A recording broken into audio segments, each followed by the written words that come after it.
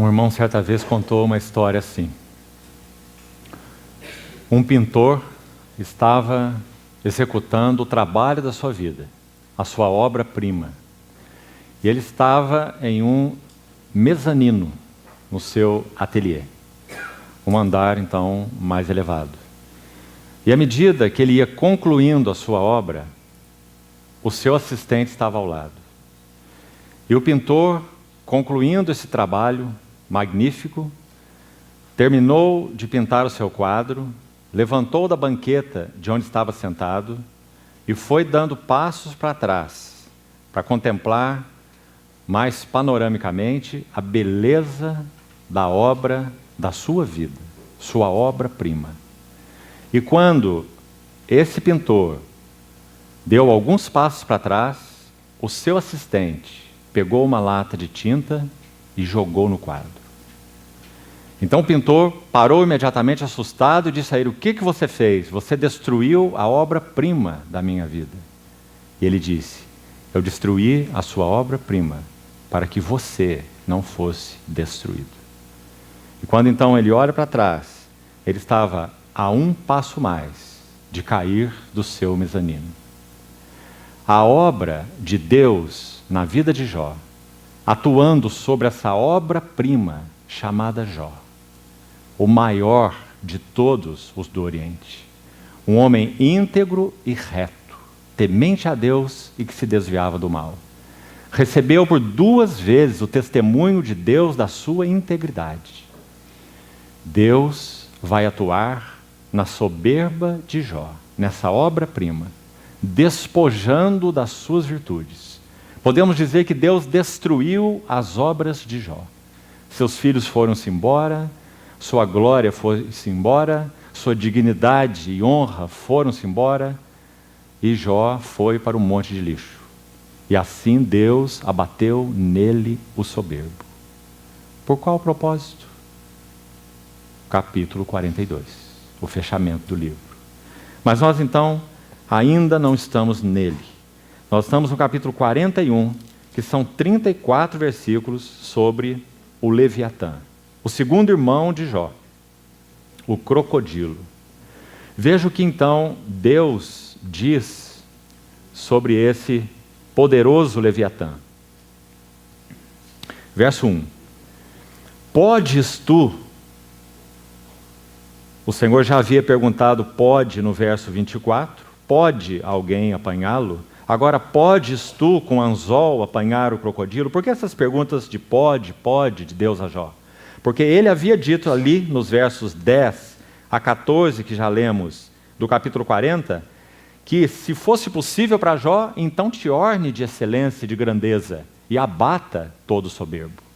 Então Jó não poderia tratar nem com o hipopótamo que havia nele e nem com o crocodilo que havia nele. Então podes tu com anzol apanhar o crocodilo?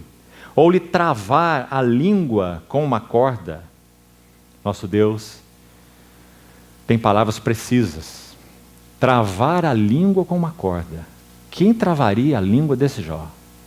Uma língua poderosa, uma língua reta, uma língua que colocava todos os mais altos abaixo.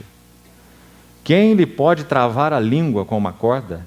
Podes meter-lhe no nariz uma vara de junco ou furar as bochechas com um gancho?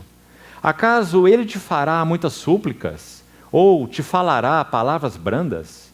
Fará ele acordo contigo? Ou tomá-lo-ás por servo para sempre? Brincarás com ele como se fosse um passarinho? Ou tê-lo-ás preso à correia para as tuas meninas? Acaso os teus sócios negociam com ele? Ou repartirão entre os mercadores?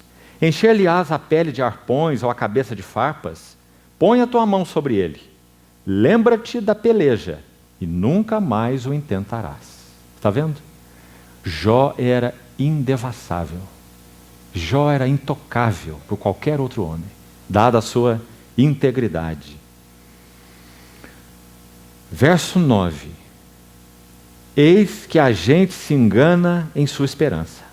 Acaso não será o homem derribado só em vê-lo? Ninguém há tão ousado que se atreva a despertá-lo. Quem é, pois, aquele que pode erguer-se diante de mim? Quem primeiro me deu a mim para que eu haja de retribuir-lhe? Então, por um lado, está muito claro que assim como esse hipopótamo era o Jó, o maior do Oriente, esse crocodilo também foi usado para exemplificar o soberbo que havia em Jó. Por outro lado, Deus está dizendo que o poder que esse Leviatã possui é um poder que foi concedido por Deus. Então só Deus pode domá-lo. Então nós chegamos ao verso 11, tão importante nesse discurso. Quem primeiro me deu a mim para que eu haja de retribuir-lhe? Nós já usamos essa palavra várias vezes aqui nas nossas sessões. Os amigos de Jó, e também Jó, eram adeptos da teologia da retribuição. E encaixotaram Deus nessa doutrina. E não havia mais nada além dela. Então Deus estava amarrado em abençoar Jó, porque Jó amarrou Deus com a sua justiça, integridade e retidão. Então Deus necessariamente faz essa pergunta para Jó. Quem primeiro me deu a mim para que eu haja de retribuir-lhe? Então, ele está dizendo a Jó que ele não está lidando com ele baseado na doutrina de retribuição. Ele está lidando com Jó em caminhos mais elevados, que ele não conhecia, nem os seus amigos, muito menos. Pois o que está debaixo de todos os céus é meu. Verso 12 inicia uma nova sessão. Essa que lemos começou lá no verso 1, podes tu apanhar o crocodilo, e vai até o verso 11. Então nós temos o verso 12, o início de mais uma sessão dentro desse tema do Leviatã. Não me calarei a respeito dos seus membros, e nem da sua grande força, e nem da graça da sua compostura. E agora, irmãos, muito cuidado, vamos ter aqui nos versos 13 e 17. Então, olhe com atenção cada palavra. Quem lhe abrirá as vestes do seu dorso, ou lhe penetrará a couraça dobrada? Quem abriria as portas do seu rosto? Pois em roda dos seus dentes está o terror. Vamos fazer uma pausa aqui um momento. Será que o Novo Testamento tem algo a nos sugerir sobre essa couraça dobrada? Deus está dizendo, vamos avançar os versículos para ficar mais claro o quadro, e já voltamos nisso. Veja o verso 15, olhe com atenção. As fileiras das suas escamas são o seu orgulho. Então está aí, a chave de todo o trabalhar de Deus na vida de Jó, o motivo está aí, o orgulho, ou a soberba, que já foi citada 2 vezes nos versos 11 e 12 do capítulo 40. As fileiras das suas escamas são seu orgulho, cada uma bem encostada, como por um selo que as ajusta, ou uma cola que as liga. A tal ponto uma se chega à outra, as escamas do crocodilo, que entre elas não entra nem o ar. Deus, o Senhor, está dizendo que Jó era inquebrantável. Jó era impenetrável. Uma às outras se ligam e aderem entre si e não se podem separar. Então vamos olhar primeiro o verso 17 e já voltamos na couraça dobrada. Mais uma vez, na luz do verso 17, nos lembramos de Hebreus 4:12. Se essas escamas são tão justapostas, seladas, e ninguém as pode separar, há alguém que pode penetrar essa couraça e separar essas escamas, porque a palavra de Deus é viva e eficaz, e mais cortante que qualquer espada de 2 gumes, e penetra até o ponto de separar, dividir, juntas e medulas, espírito e alma, e é apta para discernir, de novo é julgar, discriminar, separar os pensamentos e os propósitos do coração. E os 2 redemoinhos de Deus foram planejados para Jó ouvir a palavra de Deus. Jó já sofreu, continua sofrendo, mas agora é o seu sofrimento a palavra de Deus. Porque quebrantamento é união de sofrimento mais a palavra de Deus. Só sofrimento não nos quebrantaria. Só a palavra de Deus não bastaria. Porque nossos ouvidos, não por causa da eficácia da palavra, mas por causa de nossos ouvidos surdos. Então Deus usa o sofrimento e pela aflição, Eliú diz para Jó, lhe abre os ouvidos, para que ele receba a instrução. Então, voltemos ao verso 13, a couraça dobrada. Irmãos, é claro que isso é uma figura. Deus está usando o animal, suas características, ele quer falar algo com Jó. Então o que nós vamos fazer, nos parece coerente com a luz do Novo Testamento. O que poderiam ser, na nossa experiência, uma carcaça dupla? O que será que Deus tem a penetrar em nós com sua palavra e com o sofrimento que signifiquem carcaça dupla, couraça dobrada? Sabe, irmãos, que há sim muita clareza no Novo Testamento sobre esses 2 elementos? Primeiro, Romanos 7,5. Romanos 7,5, Paulo diz assim: porque as paixões pecaminosas, quando vivíamos na carne, as paixões pecaminosas, postas em realce pela lei, e assim ele continua o versículo. Então, primeira coisa, na nossa carne nós temos paixões e prazeres. Esse é o primeiro item, primeira camada da carcaça. Essa carcaça, enfim, é o que nos tornamos quando caímos. Deus não criou o velho homem, Deus criou o homem. Quando o homem cai, o pecado penetra na alma do homem. Como a Bíblia chama essa junção? Pecado na alma. A Bíblia tem um nome para isso: carne. Esse é o nome da Bíblia. Ou velho homem. Se você estudar Romanos 6 e os textos, Romanos 7, muitos outros textos que Paulo fala sobre a carne, você não vai conseguir encontrar distinção entre velho homem e carne. Eles são a mesma coisa. Velho homem é a carne é o velho homem. E o que eles são? Natureza adâmica caída. Isso é carne. E isso é velho homem. Então, quando o pecado encontra acesso à alma do homem, Gênesis 3, então o homem se torna carnal, ou a alma é contaminada pelo pecado. Isso é carne, natureza humana caída. Então, primeira carcaça, paixões e prazeres. Tiago, capítulo 4, versículo 1. De onde procedem as guerras e contendas que há entre vós? Senão dos prazeres que militam na vossa carne. Então, o primeiro elemento dessa carcaça são paixões, segundo Romanos 7,5, e prazeres, segundo Tiago 4,1, que militam no mesmo lugar. Na mesma carne militam paixões, ou cobiças, a mesma coisa, e na mesma carne militam prazeres. Então, Tiago vai dizer, vocês pedem e nada obtêm, porque pedem para esbanjar nos vossos próprios prazeres. Hedonê é a palavra lá, de onde vem a nossa palavra hedonismo. Significa culto aos prazeres. Então, na carne habitam cobiças ou paixões, Romanos 7,5, e prazeres, Tiago 4,1. Essa é a primeira camada da carcaça. Quem pode penetrar essa carcaça e nos salvar de uma vida de paixões e cobiças e nos salvar de uma vida de prazeres que militam em nossa carne? Mas também, de novo, segundo a luz do Novo Testamento, há uma segunda camada. E, irmãos, é nessa ordem. Se Deus não alcança caminho para penetrar a primeira camada, impossível atingir a segunda. A segunda é mais profunda. A segunda camada é a vida independente da alma. Essa é a segunda camada.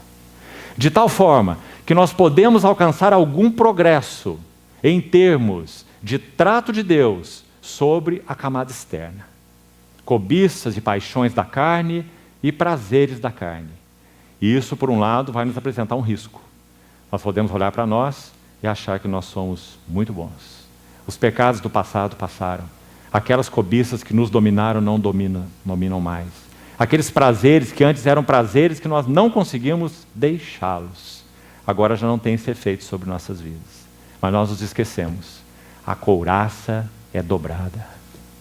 Deus precisa penetrar também a vida independente da alma. Agora, o que isso significa? Quando o homem caiu, a proposta do Éden foi: sereis como Deus, conhecedores do bem e do mal. Essa é só uma outra maneira de dizer: vocês não precisam de Deus. Vivam por vocês mesmos. Vivam por sua suficiência. Vivam por seus recursos. Vivam pela sua própria cabeça. Vocês não precisam de um cabeça. Sereis como Deus, conhecedores. Então a grande opção do Éden foi opção por uma vida independente de Deus. Deus deixou de ser a fonte de recursos do homem.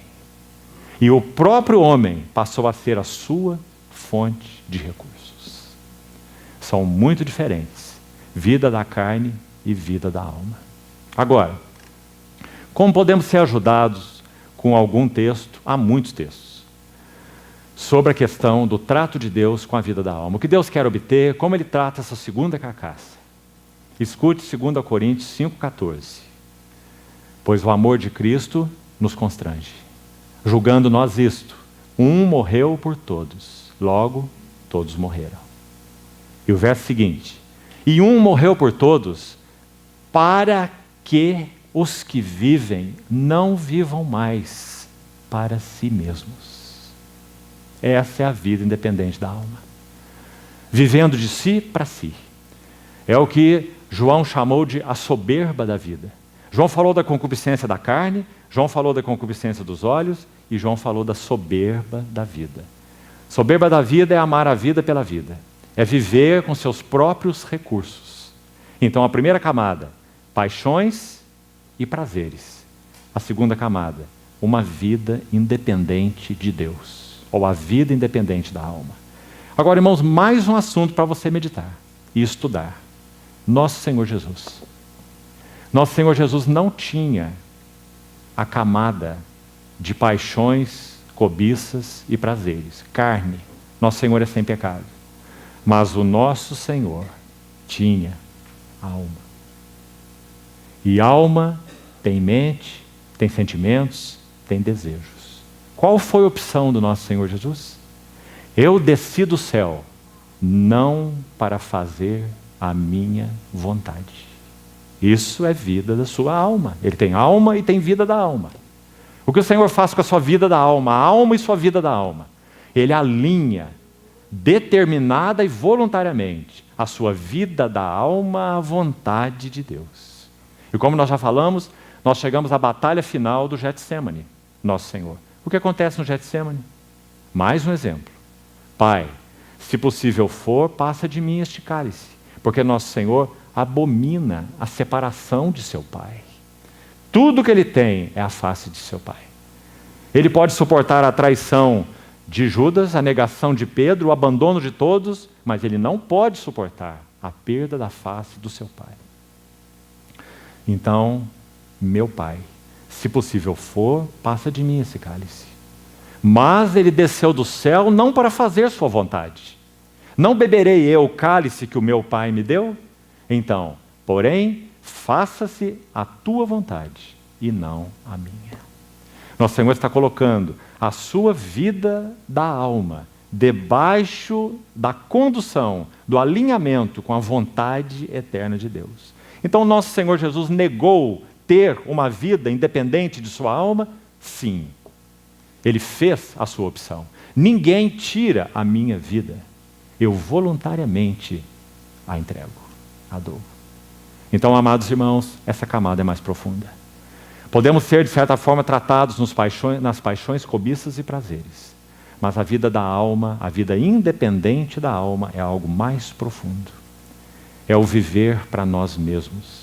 Fala de uma vida egocêntrica, não fala de uma vida carnal em si mesma, ligada a paixões, cobiças e prazeres. Fala de uma vida independente. vivendo para nós mesmos. Ele morreu por todos para que os que vivem não vivam mais para si mesmos, mas para aquele que por eles morreu e ressuscitou. Não há maneiras de vivermos para Ele, a não ser que a nossa vida, independente da alma, seja tocada. Então o Leviatã tem uma couraça dobrada. Assim tem Jó, assim temos todos nós. E graças ao Senhor, Ele usa as circunstâncias e Ele usa Sua palavra para penetrar a nossa carcaça dobrada. Graças ao Senhor por seu fiel trabalho. Ainda no verso 18, então. Cada um dos seus espirros faz resplandecer luz, e os seus olhos são como as pestanas da alva. Da sua boca saem tochas, faíscas de fogo saltam dela. Por isso que alguns acham que isso aqui é um dragão, né? Das suas narinas procede fumo, como de uma panela fervente ou de juncos que ardem. O seu hálito faz incender os carvões, e da sua boca sai chama. No seu pescoço reside a força. Ou seja, Jó tinha uma cerviz inquebrantável, por causa de sua justiça própria. No seu pescoço reside a força, e diante dele salta o desespero. Suas partes carnudas são bem pegadas entre si, todas fundidas nele e imóveis. O seu coração é firme como uma pedra, firme como a mó de baixo, aquela que não se move, né? Para moer o grão, para moer o grão ali aquelas duas pedras de mó, uma é fixa, a outra superior mói. Levantando-se ele, tremem os valentes. Esse é Jó mesmo, nós vimos no seu livro. Quando irrompe, ficam como que fora de si. Se o golpe de espada o alcança, de nada vale, nem de lança, de dardo, de flecha. Foi o que seus amigos fizeram. Para ele o ferro é palha e o cobre é pau podre. A seta o não faz fugir, as pedras das fundas se lhe tornam restolho. Os cacetes atirados são para ele como palha, e ri-se do brandir da lança. Debaixo do ventre há escamas pontiagudas. Arrasta-se sobre a lama como um instrumento de debulhar. As profundezas faz ferver como uma panela. Torna o mar como caldeira de unguento. Após si deixa um sulco luminoso. O abismo parece ter-se encanecido. E vamos terminar aí, Deus vai terminar o seu segundo discurso com Jó, no redemoinho. E veja então o que ele diz. Conclusão. Na terra não tem ele igual. Capítulo 1, verso 8 e capítulo 2, verso 3 do livro de Jó. Você quer ver o que está escrito lá? Na terra não tem ele igual. Foi o que disse aqui nosso Senhor. Capítulo 1, verso 8. Perguntou ainda o Senhor a Satanás: observaste a meu servo Jó? Porque ninguém há na terra semelhante a ele. E o Senhor repete essas palavras no capítulo 2, verso 3. Observaste o meu servo Jó? Porque ninguém há na terra semelhante a ele. Então está muito claro que Deus está comparando, usando esses dois animais, para falar com Jó sobre ele mesmo.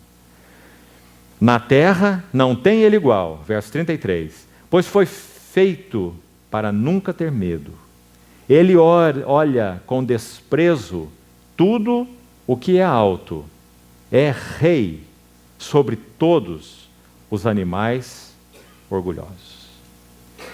Em outras palavras, concluindo esse discurso de Deus, esse segundo discurso começa com o soberbo e soberbo, duas vezes, nós vimos lá, e termina com o orgulhoso. Está muito claro o que Deus quis dizer para Jó, usando a figura do Leviatã, tão poderoso, carcaça dobrada, tão soberbo e tão orgulhoso. É rei sobre todos os animais orgulhosos. Vamos para o discurso de Jó. Nós tivemos 12 discursos de Jó. Tivemos 9 naquelas 3 séries. E tivemos 3 discursos de desafio. Muitas palavras. E agora nós chegamos num breve discurso de Jó no final do seu livro. Um discurso último. Pequeno, conciso e objetivo. E o que Jó diz? Respondeu Jó ao Senhor: bem sei que tudo podes. Então podes me afligir, então podes me tratar assim ou tratar assim, fazer isso ou fazer aquilo. E não só tudo pode, não só onipotência e soberania de Deus, mas propósito. Nenhum dos teus planos pode ser frustrado. Quem é aquele, como disseste, que sem conhecimento encobre o conselho? Na verdade falei do que não entendia, coisas maravilhosas ou altas demais para mim, coisas que eu não conhecia. Escuta-me, pois havias dito, e eu falarei. Eu te perguntarei, e tu me ensinarás. Não há mais o responderás. Porque Jó não está mais arguindo Deus. Não é mais eu perguntarei e tu me responderás. É eu perguntarei e tu me ensinarás. Eu te conhecia só de ouvir, ou eu havia ouvido de ti. Mas agora os meus olhos te veem. Por isso me abomino. Irmãos, essa palavra abomino é usada 76 vezes no hebraico do Velho Testamento. 25 vezes significa desprezo. Eu me abomino, desprezo. Mas mais uma coisa, agora não apenas linguística, perceba algo mais aqui. A palavra abominação tem uma relação direta com idolatria. Porque idolatria é abominação ao Senhor, culto de ídolos. Então, quando Jó está dizendo, eu me abomino, parece que a linguagem é bem clara. Aquela que nós lemos na oração daquele puritano. Eu sou, por natureza, um idólatra. Eu me abomino. E eu me arrependo. Agora nós encontramos a palavra-chave dessa hora. Por que esse discurso de Jó não veio depois do primeiro redemoinho? Porque após o primeiro redemoinho, ele disse, sou vil, sou indigno, ponho a mão na minha boca. Mas depois do segundo redemoinho, ele entendeu muito bem a palavra do Senhor. E esse entendeu não é intelectual, é entendimento espiritual. Ele foi confrontado com a palavra de Deus na presença de Deus. Irmãos, mesmo a palavra de Deus seria insuficiente para produzir em nós o que Deus a designou para produzir, se a sua palavra não nos conduzisse a Ele próprio. Então Jó não apenas recebeu uma instrução sobre o Leviatã, e entendeu claramente que Deus estava usando o Leviatã para falar dele. Que ele era o orgulhoso, que ele era aquele que tinha a carcaça dobrada. Mas mais que isso, a palavra de Deus trouxe Jó à presença de Deus. E diante da presença de Deus é só isso que ele tem a dizer. Antes eu ouvia de ti, mas agora meus olhos te veem. Jó não apenas ouviu uma palavra que penetrou seu coração, Jó viu a pessoa de seu Redentor. Eu sei que o meu Redentor vive, e por fim se levantará sobre a terra.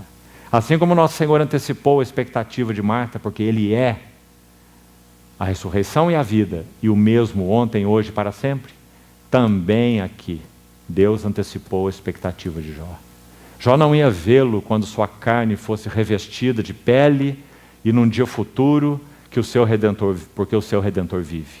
Jó iria vê-lo ainda no monte de lixo, com seu corpo ferido, na mesma condição externa, mas agora os meus olhos viram o Rei, na linguagem de Isaías. Então a palavra de Deus conduziu Jó à presença de Deus. Irmãos, nós estamos vivendo uma hora particular da história da igreja, que antecede a vinda do nosso Senhor, em que há dois perigos que têm atuado de forma gravíssima no seio da igreja. Por um lado, libertinagem, perda de limites e princípios e divisão da santidade de Deus. Sem entrar nos detalhes, esse é um grande inimigo que tem assolado a igreja do Senhor nos nossos dias. Libertinagem. Jovens sem princípios. Namoros, relacionamentos sem princípios. Libertinagem. Mas há uma contraparte. Intelectualismo. Vivemos dias em que também temos sido assolados pelo perigo do intelectualismo. Como se conhecer a Bíblia por si mesmo fosse tudo. Nós deixamos de compreender o propósito da Bíblia, o propósito da palavra de Deus, que sai de sua boca, e o propósito de sua palavra escrita, que saiu da sua boca, é conduzir-nos à presença de Deus.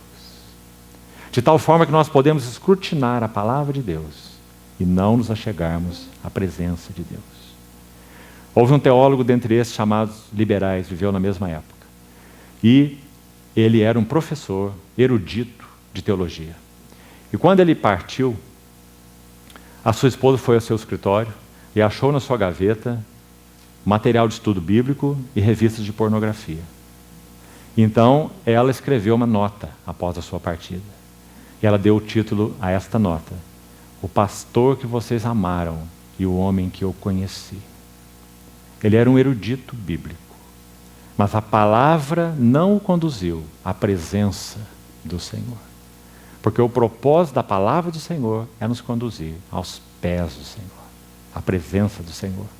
Então, esses são dois perigos: libertinagem e intelectualismo. Queridos irmãos, memorizar a palavra de Deus é maravilhoso. Nosso coração é um depósito. As tuas mãos me fizeram e me deram forma, ou afeiçoaram. Salmo 119, 73. Ensina-me para que eu aprenda os teus mandamentos. Não é precioso? Habite ricamente em vós a palavra de Cristo. Se não há um depósito da palavra em nós, o Espírito Santo não tem sobre o que soprar. Então, sempre vamos enfatizar muito isso. Mas cuidado, não se engane. Não significa porque você guardou um depósito da palavra no seu coração que você já tem a experiência dela. E isso é intelectualismo. Então a palavra de Deus precisa nos conduzir à presença de Deus. E ela é instrumento para nos conduzir à sua presença. Então, aí está Jó. Sofreu, ouviu a palavra do Senhor, mas mais que isso, foi conduzido à presença do Senhor. E agora não é mais eu sou indigno. Agora é eu sou nada. Eu me abomino. Eu me arrependo no pó, na cinza. Isso significa eu sou nada. E ele não precisa ser nada, porque agora para ele o seu Senhor é tudo. Meus olhos te veem. Qual foi a promessa do Senhor em Mateus 5,8? Bem-aventurados os limpos de coração, porque eles verão a Deus. Por isso o trabalho da cruz em nós, nos limpando das impurezas. Então, finalmente, o último passo, pela misericórdia, graça do Senhor. Versos 7 a 17. Apenas um resumo para concluirmos. É o segundo lado da moldura do quadro. Então nós já vimos um prólogo de 2 capítulos, agora um epílogo de 11 versos, 7 a 17, fazendo a narrativa de enquadramento. Então terminou a poesia no verso 6. E que poesia! A poesia termina com Jó vendo aquele que ele achou que veria só num tempo futuro, seu Redentor. Aquele que ele mostrou aspiração de vê-lo. Meus olhos e não outros o verão. De saudades me desfalece o coração dentro de mim. São palavras maravilhosas, mas estavam mescladas com muito de soberba, orgulho e justiça própria. Então o depurador fiel trabalha sobre Jó para que essa aspiração seja pura. E quando essa aspiração se tornou pura, Jó foi recompensado. Ele viu o seu Senhor. Agora meus olhos te veem. Então, o verso 7 a 17, prosa novamente. Uma narrativa em prosa, a poesia terminou. E o que acontece aqui, em resumo? 3 coisas. Primeiro, nos versos 7 a 9, Jó, primeiro, o Senhor falou essas palavras a Jó, verso 7, e chamou os seus amigos. O Senhor mesmo. O Senhor chamou Elifaz, Bildade e Zofar. E disse a Elifaz, o temanita: a minha ira se acendeu contra ti e contra os teus 2 amigos.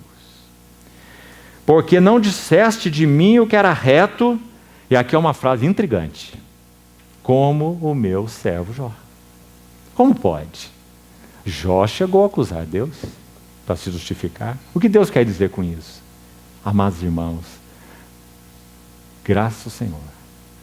Quando Jó disse, versos 5 e 6, eu me abomino e me arrependo no pó e na cinza, Deus cancelou tudo o que Jó havia dito anteriormente. Então, o que foi que Jó disse que foi reto aos olhos de Deus? Versos 1 a 6. Bem sei que tudo podes, e nenhum dos teus planos pode ser frustrado. Quem é aquele, como disseste, que sem conhecimento encobre o conselho? Na verdade, eu falei do que eu não entendia, coisas maravilhosas demais para mim que eu não conhecia. Escuta-me, pois havia dito, e eu falarei, e eu perguntarei, e tu me ensinarás. Eu te conhecia só de ouvir, agora meus olhos te veem, por isso me abomino e me arrependo. Então, por causa dessas palavras de Jó, o Senhor testifica para os seus amigos. Por um lado, cancelada toda a história de Jó de acusar Deus de coisas falsas, do que Deus não é. Por outro lado, isso é o lado negativo. Deus tirou da sua vista o que Jó disse equivocadamente sobre ele, Deus. Mas esse é um lado negativo. Deus traz à luz, de novo, a justiça de Jó aos olhos dos seus amigos. E diz, vós não dissestes de mim o que era reto, como o meu servo Jó. Graças ao Senhor, o arrependimento de Jó foi o seu ponto de virada. Então, essa é a primeira coisa. Segunda, toma, pois, 7 novilhos, Deus está falando com Elifaz, e 7 carneiros, e ide ao meu servo Jó, e oferecei holocaustos por vós. O meu servo Jó orará por vós, porque dele aceitarei a intercessão.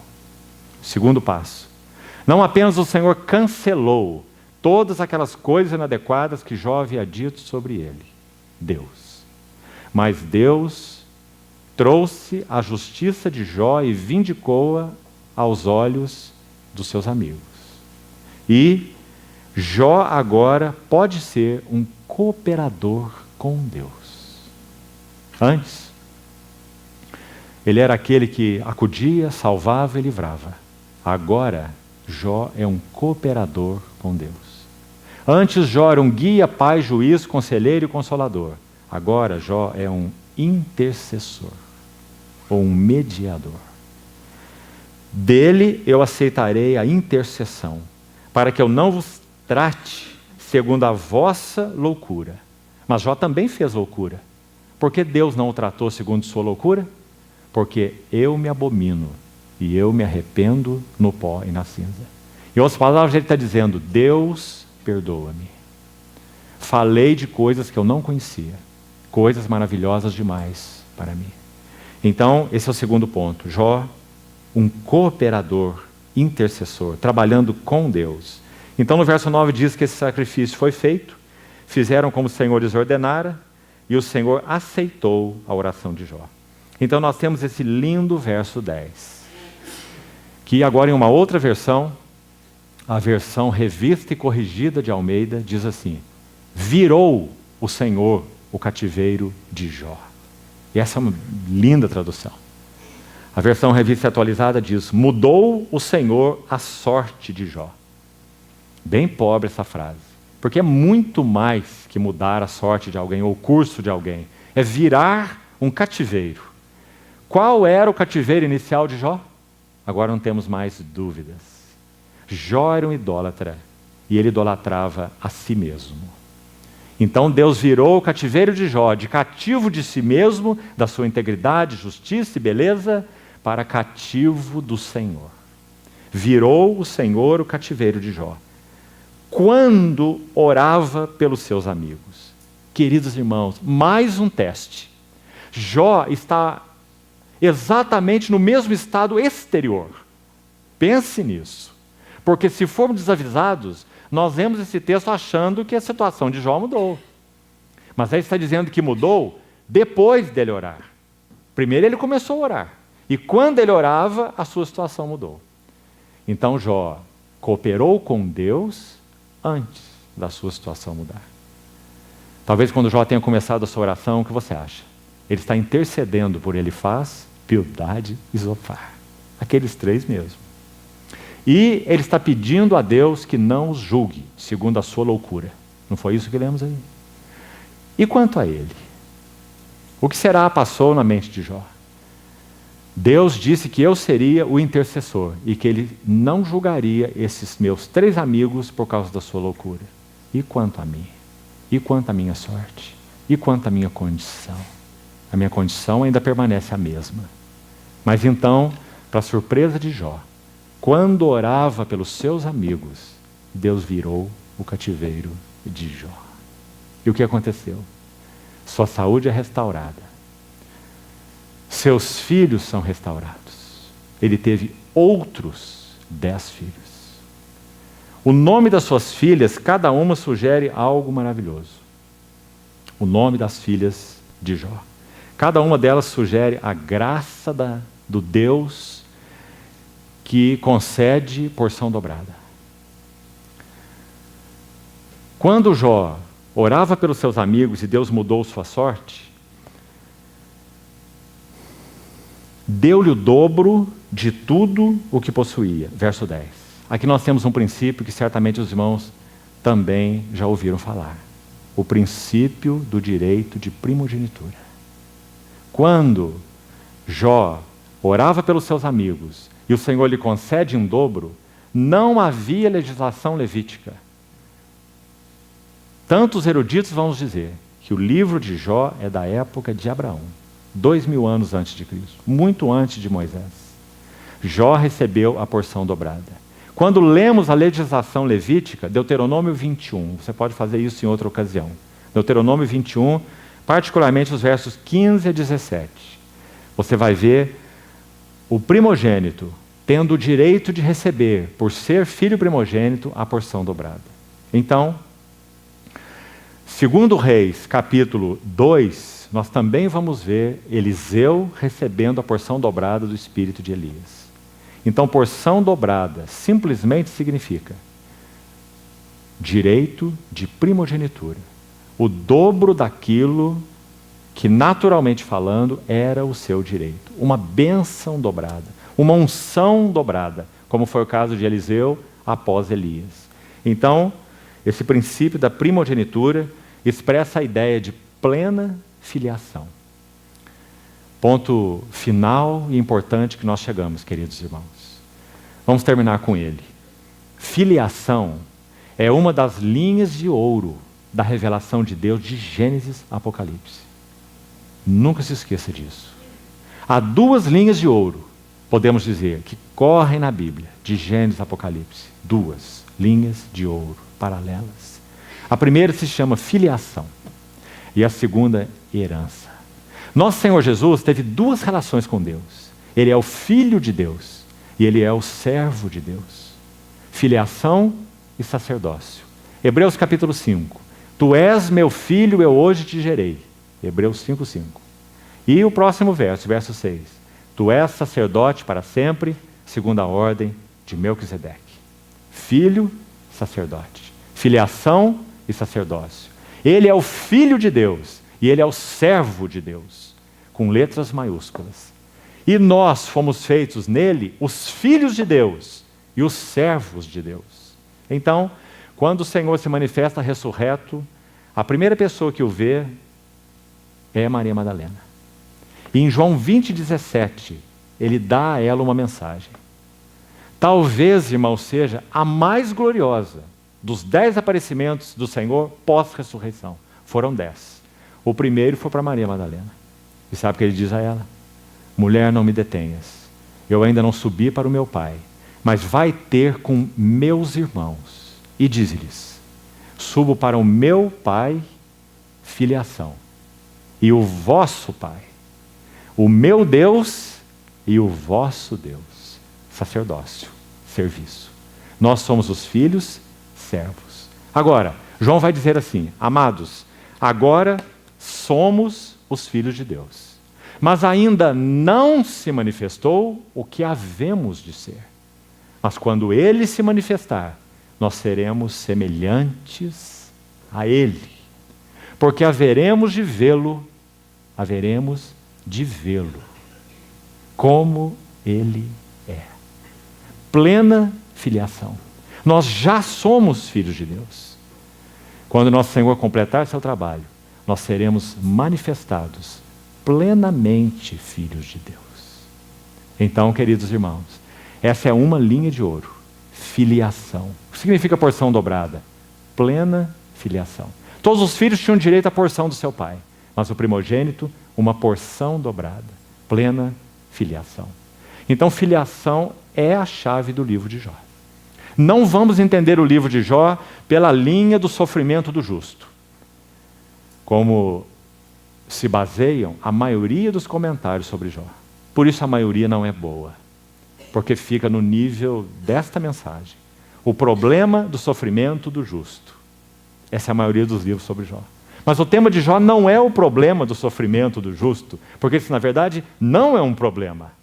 Amados, não estranheis o fogo ardente que surge no meio de vós, destinado a provar-vos. O problema não é o problema do sofrimento do justo. A questão do livro de Jó é o propósito de Deus de plena filiação. Então, que o Senhor esclareça nossos corações, que tudo o que Ele está fazendo em nossas vidas é para a plena filiação. Agora, a plena filiação que nós vamos obter apenas quando o nosso Senhor Jesus voltar? Por um lado, sim, porque nós estaremos nesse corpo até que Ele venha, corruptível e em guerra. Mas por outro lado, não. Nós fomos chamados para experimentar realidade espiritual de filhos maduros agora, antes que o Senhor venha. O anelo do coração do Senhor é uma igreja madura. Que nós possamos avançar de glória em glória, contemplando a glória do Senhor. Esse é o caminho da filiação. E é impossível que nós o atingíssemos, senão pelo caminho da cruz. Então, essa é a mensagem do livro de Jó. Que o Senhor, então, nos ajude, irmãos, e o aplique em nossa experiência. Que não sejam apenas informações para o nosso intelecto, porque elas falam daquilo que Deus tem no seu coração e o que Ele tem buscado executar nas nossas vidas como suas assembleias, seus filhos. Que o Senhor seja assim glorificado. Vamos orar.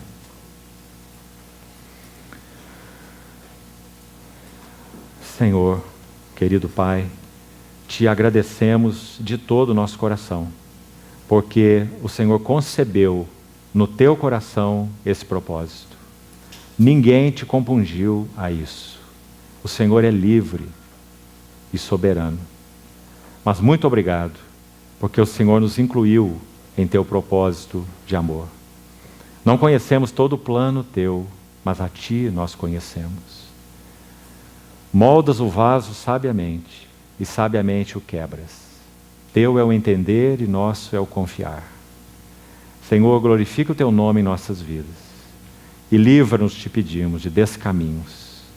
Mantém-nos alinhados com esse Teu propósito eterno. Forma Cristo em nós.